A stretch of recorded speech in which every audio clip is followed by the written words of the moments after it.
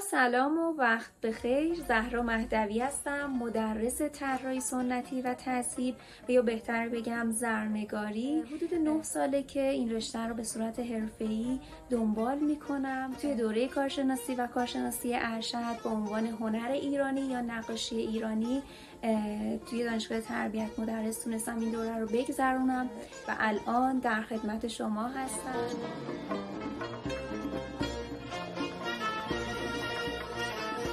دوره شامل 3 بخش خیلی مهم هست. بخش اول دوره طراحی سنتیمون هستش که میشه گفت اصول و پایه این هنر هستش.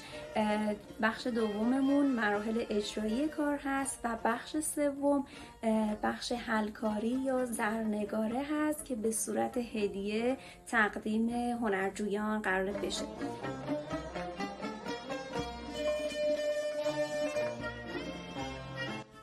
دوره اول که دوره طراحی سنتیمون هست شامل طراحی نقوش خطایی، نقوش اسلیمی، ترکیب نقوش خطایی و اسلیمی، طراحی انواع قاب‌بندی ها مثل شمسه، ترنج، لچک، سرلوح و غیره هست.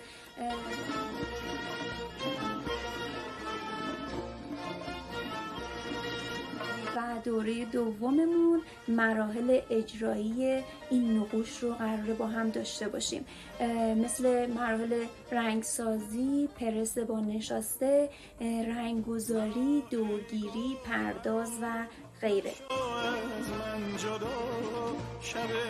دوره سوم که دوره خیلی جذاب و ویژه ما هست، دوره حلکاریمون هستش که البته شما از همون ترم اول طراحی این نقوش رو قراره که کار بکنید و توی این دوره یعنی ترم سوممون قراره که این نقوش رو اجرا بکنید.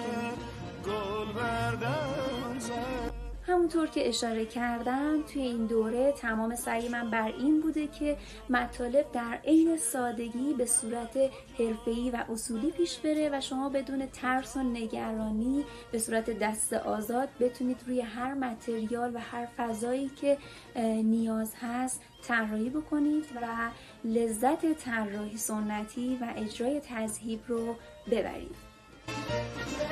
یادم کن ز صحرا افتخار بزرگیه که خدمت شما هنرجویان عزیز باشم. یاد کن ای ماهم از داغ جان کاهم، از بر لاله ها تنها چو بگذشتی